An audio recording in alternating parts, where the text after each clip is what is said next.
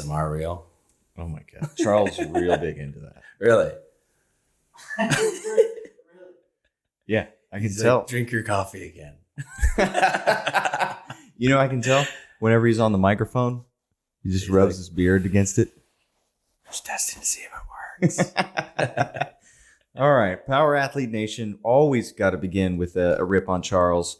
Welcome back, longtime pal and previous Power Athlete Radio guest, Mr. Zack Zillner, the Director of Sports Performance for University of Texas Women's Basketball. Thanks for having me. What's up? A lot is up, and which is why we're bringing you out here to have some fun conversation. Last year, we caught up following a surprise run for your squad to the Elite Eight, and this year, followed it up with the Big 12 Championship and another run to the Elite Eight. Hey, Power Athlete Nation. Summer is weeks away, and you got to get that body right. Now, whether it's to pack on a little bit of muscle to fill out those pants and fill out that T-shirt, or to lean out and show off those abs by popping off that shirt, we got you covered. Now, the reason we like to start busting our ass now is so that we have a little bit of margin of error so that you can cut loose and not feel guilty. So what I want you to do is go check out one of Power Athlete's nutrition protocols. We got a leaning, we got a bulking, we got a keto, and we also have a performance protocol for those of you that need a little bit of extra attention and really trying to dial it in so that you look like $1 million come summer. To learn more, head to powerathletehq.com/nutrition to find out which protocol is right for you. And we're going to give you an extra 20% off at checkout with the code EATTHEWEEK. 20%? Yeah, that's all caps. EATTHEWEAK at checkout. Dude, sounds good to me. Now you got your mission. You know what we're expecting. Go get it. See ya. It's a fun one for sure. It is a fun one, man. One of the things I want to get into, and we can lead off with this, the difference in training atmosphere once your team successfully had a good run and now they expect to win. No longer having the chip on your shoulder, the underdog effect. Now you're the big dogs in the conference. So what was that mindset shift and approach that you brought to the team the following year after some success? I think the big realization is there's a lot of work that has to go into being successful. And everyone talks about, like early morning, late night, the grind or whatever. But they really did put in the work. Like we practice 4 hours a day. It's not easy. It's high intensity all the time, and it's monotonous and it's boring, but that's the stuff that works. And I think the first year when you do that, it's hard. It's uncomfortable. You don't want to do it. It's not fun. But then at the end of the year, when you see where you finish, you're one of the top 8 teams left in the country. Like, to me, I think that's worth it, putting in those extra hours. And so it's like, okay, we set the bar this high. You knew the work that had to go into it to be a top 8 team. If you want to get over that hump or at least be close to where you were, you need to put in the exact same amount of work or more. Mm-hmm. And so it kind of gives everyone the idea of what exactly it means to work hard or put in the work or grind to get to that level. So just keeping you to that high standard. The upperclassmen, if you put them in the right environment, or they're going to be the ones that show the underclassmen, this is what it takes. This is acceptable. This isn't. And you roll from there. And with that first run, how many seniors did you lose off that team? I think we lost 3 seniors, pretty good amount. And one of them was a grad transfer. So she had played basketball for 6 years in college. So that would make her like 24, which difference between a 24-year-old and an 18-year-old is huge. So that helped definitely coming from her. And she was our point guard at the time. Mm-hmm. And it helped a lot to say, this is what it takes to be where you want to be. And those underclassmen, in high school, you work hard, but most of these athletes, they're the best no matter what in high school. They're the best player in their state if they don't go to practice. So it's a little bit of a wake-up call when they get to college, and everybody's that stud. Mm-hmm. So with that, then how many rising seniors did you finish with this year that then took on the ownership of the team and the culture? So we had 3 seniors. One was a transfer. She's been there for a year. And then the other 2 were there their whole from their freshman to their senior year, which was cool to see how much they've grown up from being scared freshmen to, junkyard dogs as seniors, kind of leading it as this is our team. This is what we do. This is our standard of operation. You're either with it or get out. There are plenty of times during the summer and early in the season where these seniors would set the precedent of this is how it's done. If you're not about it, get out. Yeah. So it was very black and white of how things should be done. And I mean, if you want to be a winner, it's pretty black and white. Like, you know what to do. There's little gray area. And you've also experienced, in the team experienced, a change in head coaches. So with that, different philosophies, essentially different cultures. So my question, can culture be trained? I think so. I think it's, culture is just a group of people doing the same thing. So whether you have a good culture or bad culture, it all depends like what direction everyone's going in. And, you can all be in the boat, but if some people are rowing backward and some people are rowing forward, you're just going to go in a circle. Yeah, but they're all working hard. It's true. We're working hard. We're sweating everything. So everyone needs to be on that same page of, okay, what's our goal this year? And are our actions, getting us to that goal? Or, are they, making us backpedal and not get to where we want to go? So I do think it's something that can be trained. You just have to be consistent with it every day. You can't give an inch at all. So, where does it begin? Establishing that goal? Is it for an individual goal or is it a team goal? I think it's a team goal, but you need to have everyone on the same page of, do you really want to win? I think a lot of people talk about, do they really want to win? And it's like, okay, are your actions meeting your goals? So it can be on an individual basis. So you want to be something easy, a better shooter, but you're never in before practice shooting. You're never in after practice shooting. So you need to either change your goal of being a better shooter or you need to change your actions. Yeah. So it might be, I'm not going to put in the time. I'm not willing to do that. So I don't want to be a better shooter. Maybe I want to be a better person a teammate sitting on the bench and cheering if you're not going to put in that effort.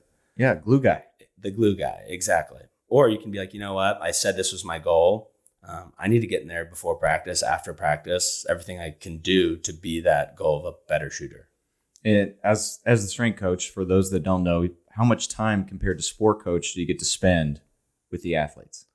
So through the whole year, I probably spend the most time with the athletes. In the summer, it's about 4 to 8 hours a week. And then I'm obviously at every practice and every game. Mm-hmm. So the summer, it's probably my biggest time where I kind of dictate, the big amount of training load, what we're doing in practice, how long everything is. And then in season, it's more of a backseat, more of recovery, and then kind of getting us primed up for when conference and postseason happens. Yeah. That time becomes so valuable. So do you invest? Talk to us about your experience investing in the athlete. A lot of strength coaches are wrapped up in X's and O's, spreadsheets, sets and reps. But then this is where you differ a little bit in your approach to developing and unlocking athletic potential of your teams. Like, what's that like, committing to your athletes? I think the big thing, like your prereq to be a good coach should be the X's and O's. Like, you should know exercise science inside and out. You should know programming. You should know how to teach an exercise. So that's me and non-negotiable. That's just, the price to get in. But I think the biggest thing, whether you see like great coaches and good coaches, are your ability to connect with the athlete. So why is these sets of skills, these protocols you have important for their long-term development? And if they don't realize that it is, they're not going to do it to their full potential. But if you can sell them on, hey, these are the results you're going to get if you do it this way. Here's why you're going to do it. Here's how I'm going to help you do it. They're going to buy in. It's a results-driven business. So the better they feel, the more they're going to come in and train with me. And I know we're doing a great job because on our off days or things that aren't required for them to come in, I'm constantly having athletes come in that want to do more, want to do extra. And once they see that results right away, like, you got them hooked for life. And we can tell because when they graduate, they come back and train. They could go anywhere else, but they come back to Austin. They come back and train with us for a reason. Yeah. And relationships come before rules. And they're a person first. Yeah. Relationship, results, then rules. Yeah. Yeah. I think what's it? Rules without relationships leads to like anarchy or it's probably something that starts with an R. Yeah. Rules, relationships, whatever. But if you don't have that relationship piece, the athletes will do what you want, but they might not do it to the capability that's going to get them to where they need to go. No. And the intent drives everything. Will not be there. Yeah. Yeah. Well, with that, I've heard you speak before on the platinum rule of coaching. Mm-hmm. Many people call this the golden rule, but you put your own little spin on that. So the golden rule is treat others how you would like to be treated, which in theory sounds great, but everyone's different. So people probably don't want to be treated the exact way I want to be treated all the time. The platinum rule is treat people how they want to be treated. So I think that comes, you have to actually invest time in the people that you're working with to figure out what motivates them, what drives them, how they like to be talked to. It's not going to be perfect all the time, but I think if you foster that relationship, you can figure out, what makes people tick, what makes people actually get motivated to work. But that takes time on your end, actually getting to know the athlete. Mm-hmm. Yeah. What are some examples there? I mean, default, the old ball coach is that negative, immediate feedback, telling you or you were in the wrong place or you didn't know where the ball was. So many people want to jump at that and then assume that's coaching. Yeah, I think when I first started coaching, I was a lot like that. Like, jump on them for every single thing that was wrong, and that's easy. Anyone can pick out and be like, that's wrong. You didn't give effort, blah, blah, blah, blah. But it's like, well, let's try to sit and figure out why you didn't give effort today. Like, what else is going on? Because I don't believe that you came in today with the idea of like, whatever Coach Zach wants today, I'm going to give, half-ass effort. So I kind of want to figure out like, hey, what was the deal today? Like, I know you're better than that. Like, why didn't you not bring your best today? And it could be whatever number of excuses, but it shows like I have empathy. I'm trying to understand like school's hard. You're away from home. You didn't prepare for the demands today. And then tell them like, hey, that's not acceptable. And this is how I'm going to help you help yourself and fix it. So if, morning workouts are tough for you because you can't get up early enough to eat and you just don't like the morning, well, that's not an excuse. So we're going to, hey, let's have your breakfast right by your bedside. So right when you get up, you can drink a glass of water, eat your granola bar, and head into work. Let's set your alarm clock 10 minutes earlier so you're not rolling out of bed looking for your shoes. So we're prepared to go. So just listening to them, hearing them out, and then helping them with an actionable plan. Yeah. Man, I've had some, outsiders comment on teams that I've coached in the past and say, oh, they're not in shape. Oh, they're not fast. When I've witnessed their capabilities and even passing conditioning tests, like that shit ain't easy. And the commenter can't pass the conditioning test. I know that for sure. But then they just observe the athlete within a snapshot in a window where they make a mistake and turn the ball over and then made a decision not to bust their tail. So let's comment and provide that as a learning moment for the athlete versus putting a label on them as lazy, not coachable, exactly, whatever. So it's, they are people. It's living, breathing moments and opportunities. Why not treat them as such? And they're young. Like, chances are in high school, these we talked about before, they're the best athlete in the state. So they probably didn't get coached as hard because that high school coach or whatever, you need that stud on your team if you're going to win. So they're probably using their time to correct, the lower tier players who just aren't as good, and you're not getting coached as much. And so when you come to college, like, everyone is better than you, or at least on the same level. And so the first time they're getting coached hard is probably by the head coach, or usually by me because it's in June and I'm the first person they see. And so they're like, well, this guy's correcting me. Like, what's his problem? Like, I'm an all-state player. I'm a McDonald's All-American, and this short guy is yelling at me for, not King squatting. Summer. Right. Exactly. So it's just kind of teaching them how to be coachable and rolling with it. And ultimately, we want to make you better. Yeah. Here's a pet peeve. And this, like, if I make a comment on an athlete's, let's call it foot position or where they were on the play, or we needed you to be here, and then they like, I was there. My friend, I wouldn't be commenting and providing you the words if it's not to make you better. Correct. So a lot of athletes that aren't used to, being communicated that way, they jump back. I think it's an ego thing. I'm sure when I was younger, I was the same way of like, no, I did it right. Like, coach, come on. But it's like, he's not telling you you're a bad person or you suck at the sport. It's like, hey, fix this and you're going to be even better. Like, and if all you have to do is put your left foot a little bit in front of your right, and that's going to make you a better player, like, why wouldn't you do that?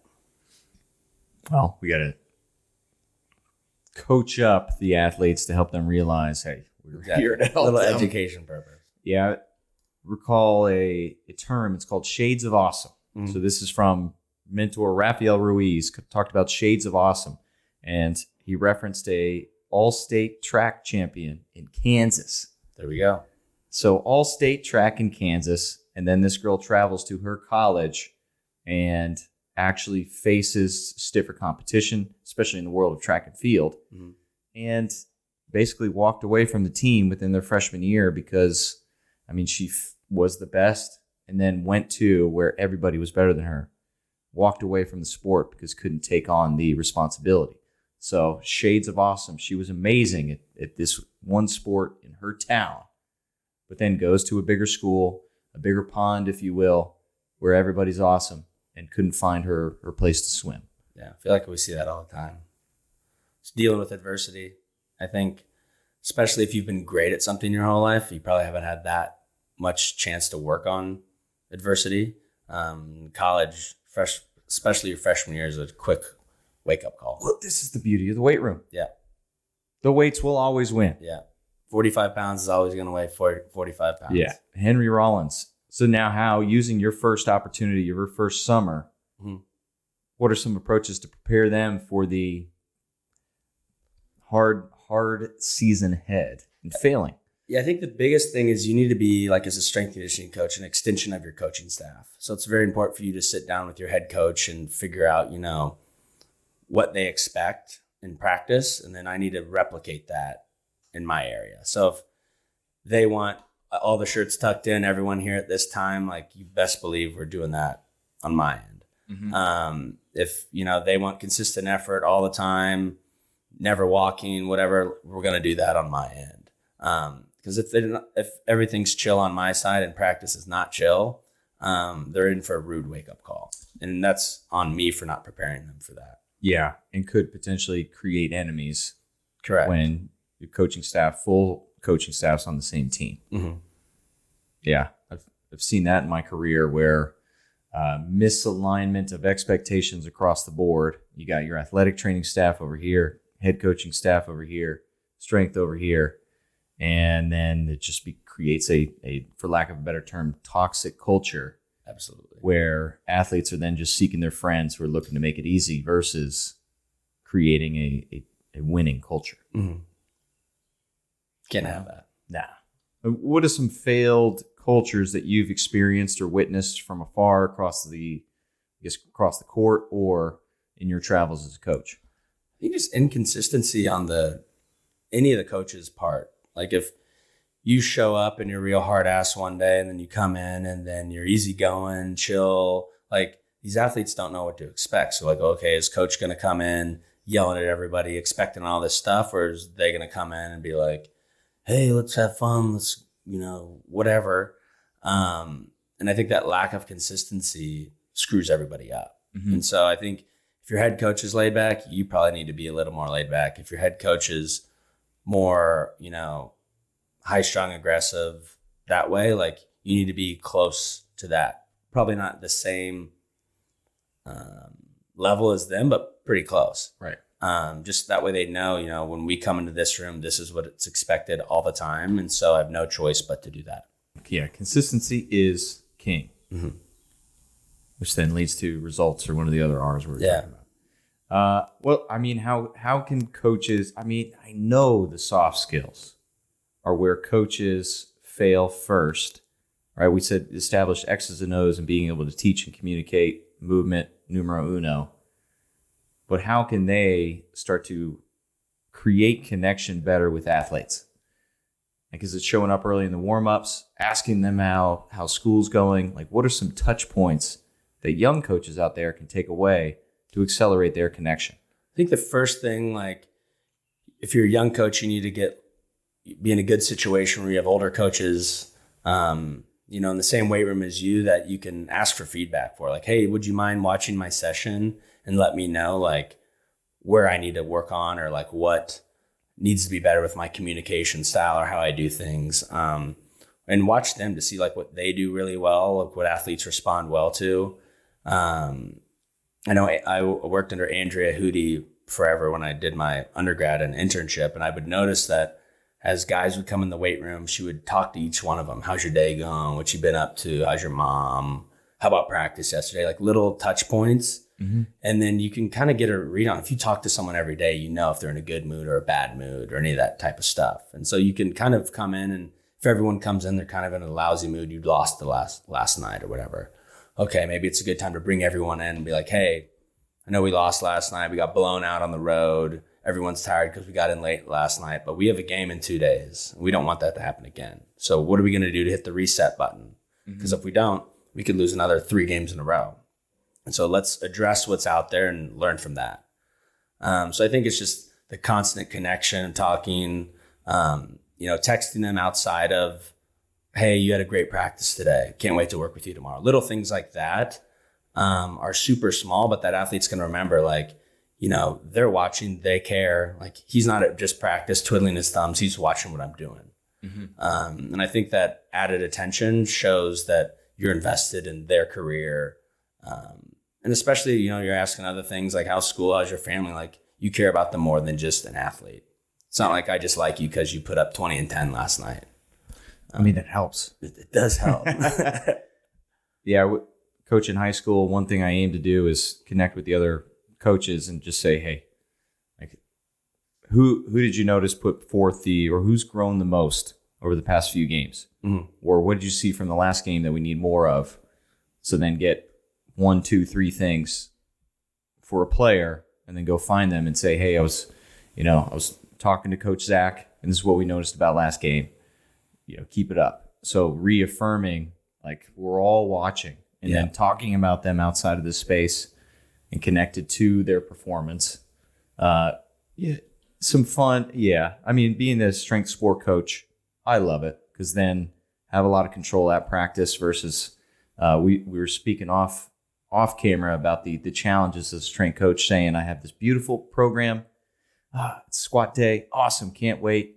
And then you get a call down to the weight room from the head coach. Oh, they were being assholes today. They ran 2 miles. Stay off their legs. Mm-hmm. Okay. So have some control in there, but still aim to bring both coaching staffs together to then help the athletes focus on what they need to. Long seasons, a lot of frustrations, so aim to help the kids stay focused, especially for multi-sport athletes. Well, they'll see it on your end too. Like if you're communicating with coach a lot and you were at practice and you saw they got smoked out the day before, or if we have to lift after practice for some reason and it was a long 3-hour practice, you can talk with them and be like, hey, we got after at practice. I'm going to take a set off squats. If you want to do this exercise instead of that, like I'll work with you as long as you put forth effort. But if the effort's not there, we're going to go back to what I originally planned and we're squatting, we're doing all the sets and deal with it. Mm-hmm. So I think it shows, your ability to not make deals with them, but essentially like, hey, I see where you guys are coming from and I can help you out in this area, but you need to put forth the effort so we still get where we need to go. Yeah. Yeah. One of the challenges, I suppose, with the sport of lacrosse, like there was some loafing at times. And then the question posed to the kids that play football straight up, like, would you give this effort for the football coaches? No.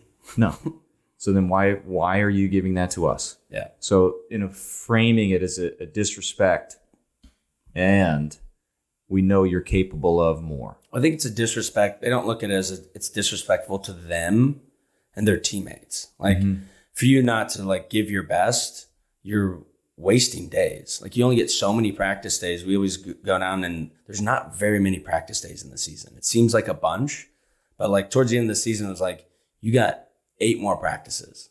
And if you miss one of them, like you're only, and you give great for the rest, you're only 7 out of 8. Or you miss 2, it's like 6 out of 8. So it's like consistency. I know we're going to keep harping on this whole time, but like consistency over time is where it's won. Yeah. Well, any more notes on in season? So we want to spend some time in that because it does matter.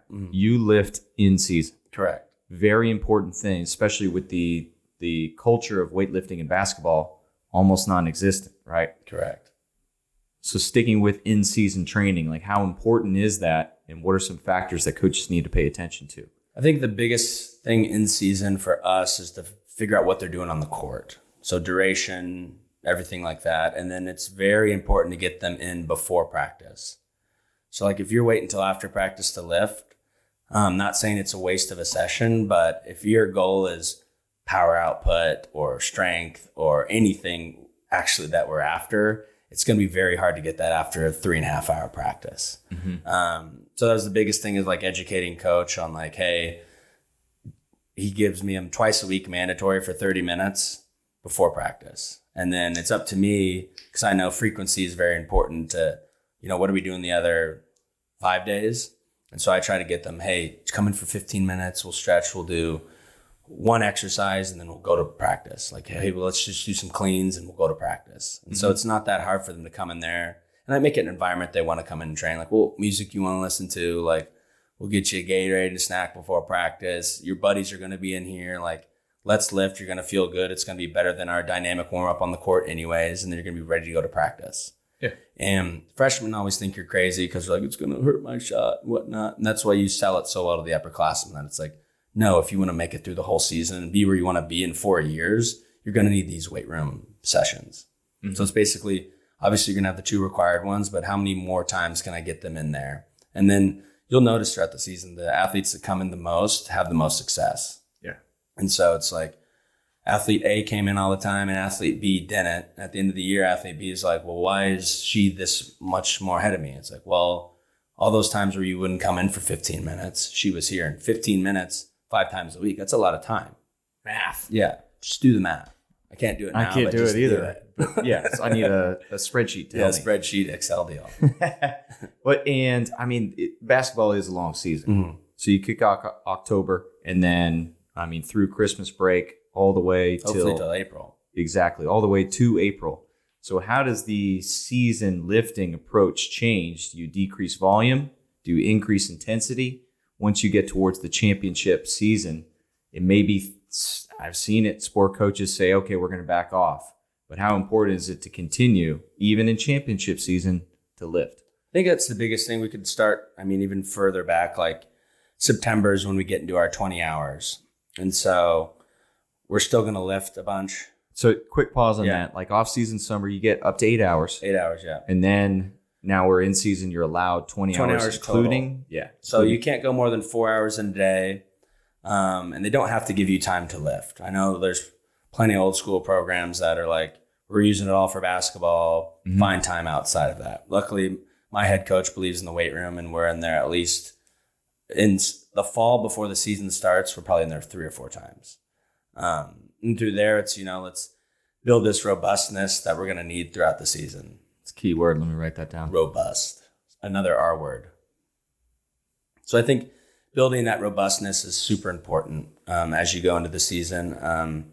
When we get them closer to season, like we travel more and then we're practicing a ton and then we're playing a bunch of games. So throughout this creates a lot of stiffness, which is good and bad.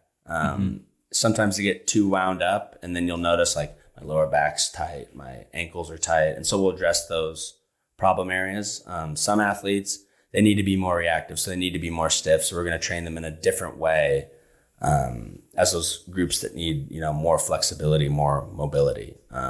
But the idea is you get them through the season, and then when it's championship time, that's when, the intensity goes up, more reactability. I don't care if they're stiff because you need to be reactive to be good at basketball. So when they're telling me near February, March that their lower backs are tight and stiff, I'm like, perfect. We're in a great spot to be reactive. So there's a big difference between health and performance. So performance isn't healthy. So playing a sport is not healthy. If you look at, if you're trying to get in great longevity or whatever, all the longevity talks, no one's like, play 4 hours of basketball a day. That'll be good. They're like, no, walk, resistance training, don't go too crazy, whatever. Like we want to try to fly as close to the sun without getting burnt.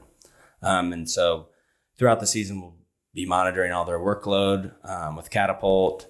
They wear it in like a sports bra under their jersey. We'll wear that for practice and games. And then we have a force plate. Then we have Elite Form, which is on the rack. It measures bar speed, bar velocity. So the force plate basically tells us what they need And then we apply that and track them throughout the whole season. Because some players need, more mobility, more flexibility. Some need more stiffness, more bracing. And this actually gives me, exact numbers of, are they getting better in season or are they getting worse? Mm-hmm. Does the stats, I guess the printouts, I don't know what to call them, the models showing those to the sport coach help reinforce the weight room? To a point, like some sport coaches don't care and they're just like, I just need our point guard to be good. And you're like, I got you. What I've noticed the biggest value is showing the athlete. Every athlete wants to see how special they are. And it's like, let's look at your scan. And it helps sell the program of like, this is why you're squatting heavy today. And this is why she's stretching. Right. And so I can see like, hey, the more we do this number goes up. You're going to be more athletic. You're probably going to play more. And then, hey, on the other end, like you need more mobility. I know you like lifting weights because you're really good at it, but you're already stiff as you need to be. Like, let's work on the health component. Mm-hmm. So it's kind of tailored of, hey, why are they doing this and why am I doing that? It's like, well, this is why. Yeah, I get it. I mean, do you often get some weight room warriors in there? You got to hold back a bit. I think it's like certain times, like, as well as I do, like some days you're feeling really good and you're like, let's get after it. And you're like, hey, we got 3 games this week. Like maybe not do that today. Or if it's, a younger player that plays 5 minutes a game, it's like, yeah, let's go. Let's train hard and get after it. But usually in season, it's like our high minute players. I usually ask them a lot, how they're feeling, how they're doing. And I let them make modifications. Like if they really don't feel like putting a bar on their back, I'm like, cool, we can do a split squat variation or anything like that. That's why frequency is so important. If they're feeling bad on Monday, chances are if I have them Tuesday, Wednesday, Thursday, Friday, we're going to be able to get that big movement in that we need for the week. Yeah, this is one thing that we aim to teach with the methodology, teach movement, not movements. Mm-hmm. So if, let's say, they want to have the opportunity to choose their own adventure, well, here are your lunge options or lunge variations, or squat options, squat variations. Still hinging, still squatting, still lunging, but they get this level of autonomy in there.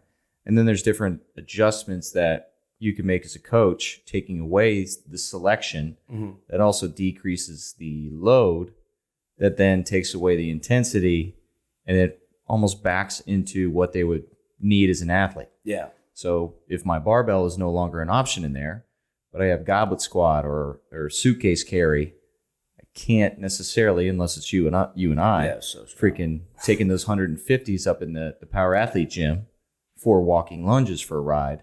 They're not going to be able to, do the same with the barbell walking lunge as they would gripping and holding those dumbbells. So a creative way that they're still executing the movement that you need them to hit, but then backing off the intensity. Well, all the same basic movements, like it's boring. But the way we can manipulate it is by like an implement. And more often than not, if we give them an option of like, hey, it's barbell RDL on the sheet. If you want to do single leg with a dumbbell or with a med ball or body weight, more often than not, they're going to just choose the one that I wanted them to do anyways. But I think giving them the option of, hey, if you feel a certain type of way, let's deload it today. That's fine. Like you're going to come back tomorrow and maybe if you feel good, we'll go after the barbell one. So I'm not too concerned about, oh God, they didn't hit 80% of their max for RDL. Like we're screwed for the game Friday. Like that's never going to be the case. Yeah, 2 notes on that. With working with, I guess, private sector, we can't use the term deload. It scares people away. Yeah. So we call them reloads. I like it. We're going to reload this week and cut back on the number of reps and the weight you're doing. Yeah, I like okay, that. Sounds good. You're going to deload? I'm out. Yeah. Phrasing, to quote Archer. The other thing you said there, percentages, and then one thing I want to hit on, say the freshman that didn't get the minutes that your hard charging stars did. Well, this is another approach we use in Field Strong and use a rep max model. And essentially where the phrase, the move the dirt came from. So say you and I are on a team, doesn't matter the sport, but then you're rock star playing majority of the minutes out there and I get 1 or 2 runs just to give you a spell. But we both can go into the weight room the next day or later in the week and we can hit a 5 RM, 3 rep max.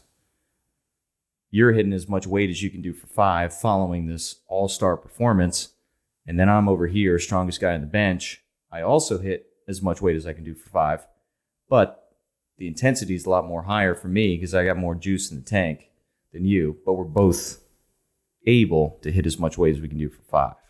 So move the dirt. Sometimes you get a shovel. Sometimes you get a spoon. Mm-hmm. I'm managing my weight room. Both of my guys are hitting 5 RM. However, it's just directing more towards the kid that needs the recovery. Absolutely. Versus the kid that's hard charging over here, and I need, still to progress him later down the road. I'm not going to give him a percentage-based lift. No. Rep max. So we get lucky that we have Elite Form, which can measure bar velocity. So if, I played a bunch, my 60% is going to feel a lot different than your 60%. So if I can give them a range, kind of where they should be, I usually don't even give it to them. I just kind of look at their thing and I was like, okay, that's really slow today. You tired? Oh yeah, all this stuff's like, okay, let's take 5 kilos off. Or on the other end, like you didn't play at all, like it's going through the roof. Like, hey, let's add some weight. Like, let's keep getting after it. So we're kind of lucky in that respect where we can, but same principle. Yeah. A lot of our education, we aim to, for the minimalist, for the coach in the high school weight room who doesn't have the opportunity, where we can still learn and train our coach's eye with bar speed and technology. When we aim to educate, lowest common denominator, which then principle-based allows them the opportunity to really take advantage of tech if they got it. Correct. Okay. But another thing with the playing time situation. So I get this question all the time, like, do you do extra conditioning with the players that don't play as much? So I always sit down with coach and be like, is this athlete not playing because they physically can't play? Like it's an engine issue or something on my end, or is it a skill acquisition thing? And so if it's a skill acquisition thing, why are we running on the treadmill with me? So it should be, let's go 20 or 30 minutes with one of the coaches or a GA working on why they're not playing. Mm-hmm. And if it is a skill thing or if it is an engine thing, then they should be with me extra. But more often than not, they're not as skilled as the athlete in front of them. So instead of, being on a VersaClimb or a bike or whatever for some duration of time, why don't they play basketball or work on what they're not as good at? So skill development. Yeah, man, that's good. I like that. Communicating what does the kid need and then providing them the opportunity. Yeah.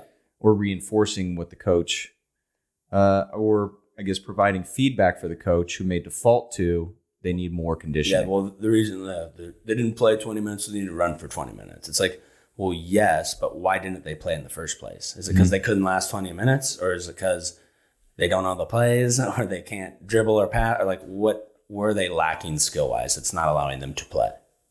Yeah, well, they weren't in good enough shape to remember the plays. It's your fault. You're right. You're getting it. Yeah. We hear a lot of these interesting conversation and feedback from sport coaches. Mm-hmm. So love to throw some jabs in there. Well, while you mention it, return to play. And this is something I know you're passionate about, and you got the tools to really empower the girls from athletic training room to then full speed practice. Mm-hmm. The challenge is for listeners that don't know, if I'm an athlete that has an injury, then I miss 1 week, 2 week, 3 week, 4 week, hopefully not anymore. My team is training hard, getting in shape, gelling, so the time that I miss is very valuable. So it's Zach's job to help hand off from the athletic trainer to get them up to full speed, to hit the ground running when they're finally ready to practice. What challenges do you face and take into consideration? Because you don't want to get the athlete, let them down. Mm-hmm. And they want to go 100% as soon as the ATC or the doc says go. Yeah. I think the biggest thing is setting realistic expectations. So once you're cleared to go, our athletic trainer, she does a great job of, it's like, okay, you can go 30 minutes of practice, or you can do an hour and then walk through plays and like slowly progress them into it. And I think that is better than an all or nothing type situation. I recognize in high school, like I was injured in high school and it was like, you got your cast off and it's like, yeah, dude, you're good to go. And then that whole month back, you're like, my leg freaking kills. Yeah. But there's no progression. I assume it's gotten better since then. Don't assume that. But I think it's setting realistic expectations with that athlete of here's where we're at, here's where we need to go. And we're with them so much trying to get them to where they need to be just because your best ability is availability. You can't help us if you're on the bench. All right, this one's for us. We train together quite often. It's usually connected to curls for the girls, but there's still opportunity for sport, competition, spike ball, pickleball. I mean, old man games at this stage in our career. And you have the opportunity to train your athletes to a championship mindset and the importance of competition for leveling up their abilities. Now, for us old dudes, like, how important is still being competitive? I think it's huge. I think the times in my life where I felt the best, it's when I have some goal or competition or something where I'm pushing myself towards. It could be a stupid thing where I have, a bet with you how many times I could work out in a month or something that doesn't matter. And I think the times where I've been the most like lost or unsure about myself, I've had no goal, no really drive to do anything. So I think it's like, how do you keep your edge through all these years? And how am I going to teach a group how to be competitive if I can't even be competitive on my own? Yeah. And I got lucky again with Andrea, Hootie. We're kind of wired the same of like competing for no reason. So she would do this thing where she used to be a runner and she'd have the interns, because every intern is like, I like strength conditioning because I like to lift, but they forget the conditioning part. She'd be like, hey, I'm going on a run in 15 minutes, tie your shoes, let's go. She'd do like a 5 or 10 mile loop, and half the interns would be like, well, I'm not going to go. And I would always be like, yeah, I'm going to go. Let's go. And I'm like, I'm going to beat this old lady. But the whole thing was had like knee surgeries multiple exactly, times. but like she didn't care, and like she was going to do whatever she could to make you wish you never went on that run or a bike ride or anything, like that. And it was like for nothing. Like there was no trophy. There was no like you were going to be posted somewhere that you did this going on a run. It was just like to do it, compete with someone you're with. And I think a lot of people never do that. And so they wonder why when it's time to actually compete or be mentally tough, like they can't turn it on. And I think sometimes it's probably unhealthy. But I think being able to compete, it bleeds into so many other aspects of your life. Even like we have like a Peloton and I have an issue with it. I can't get on it and just go for a chill ride.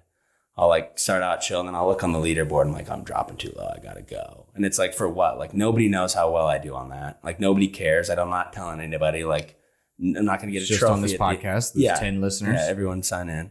So it's like, I think you got to practice with some goal or something like that in hand. Otherwise you're just kind of aimlessly working out, not training or doing anything. Yeah. And once that training stops, I'm fortunate to have John over here who always whips together some crazy competition.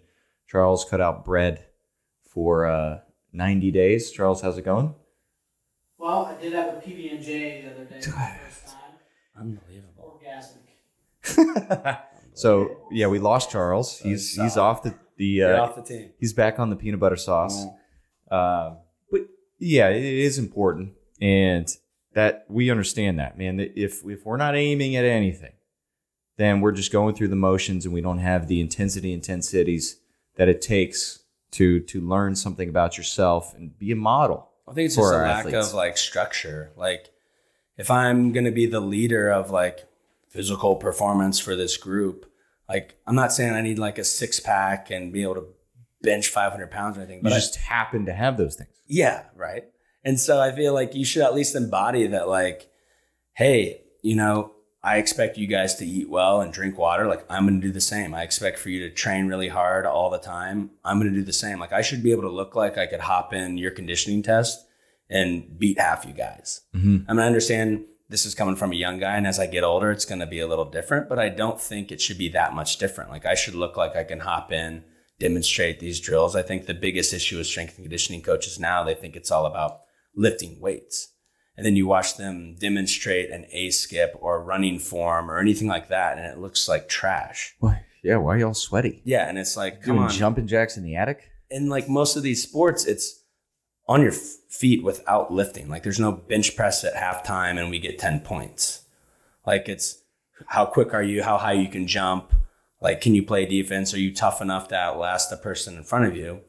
And if we're not teaching them those skills, like I think we're missing like a huge portion of what our job is. Yeah, I've mentioned this on the podcast before, but I demo a lot of exercises, jumps, sprints, plyometrics, and things. They're not going to listen to my words. Correct. But they will watch me move and do their best to do speak to the actions that I my expectation of execution, but they're more in tune at this level of high school to just do what they see. Mm-hmm. Monkey see, monkey do.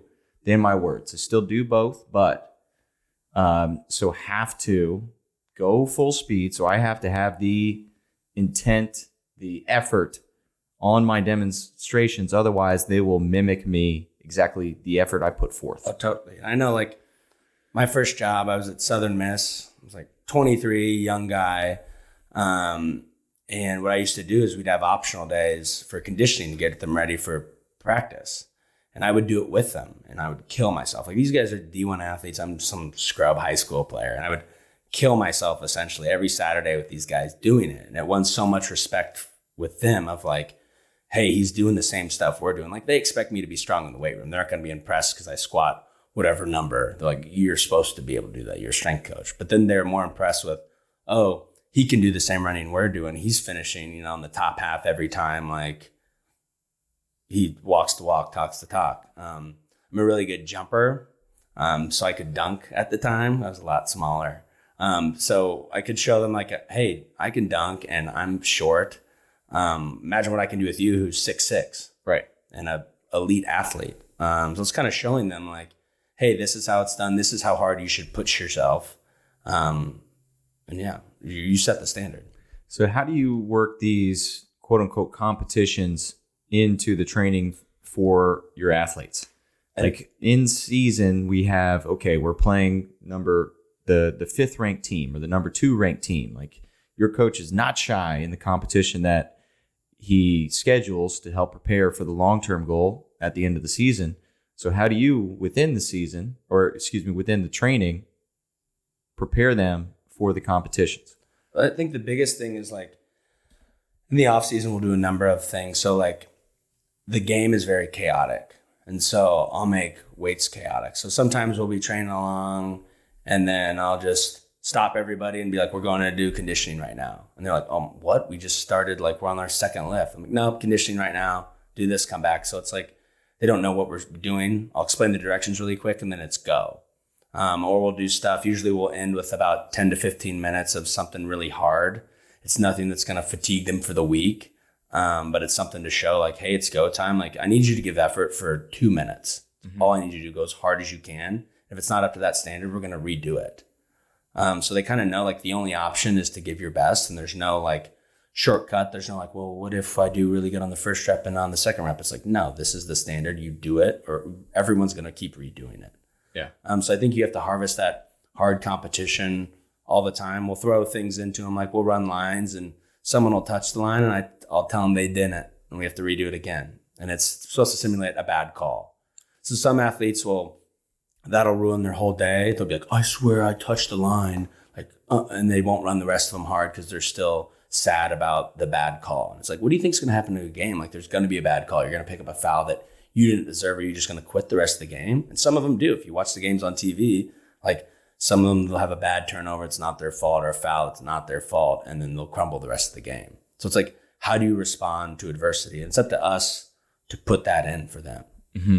Yeah, and help train that appropriate it's like response. People, like, mental toughness is just doing the same stuff over and over. Mm-hmm. Like, every day, whether you want to do it or don't want to do it, like, you just have to do it. There's no negotiating. And not quitting. Correct. And so it's like, if we're not practicing that skill, what do you think is going to happen to the game? Well, you fall to the level of your training. Exactly. So it's like up to us to put them in positions of like, hey, this is going to suck for 5 minutes, but I just need to give it your all for 5. That's all I need, 5 minutes. And we're going to win the game or win this competition. And like, don't settle for working for 4 and giving up on 1. Like, do the whole 5 minutes. Yeah. Man.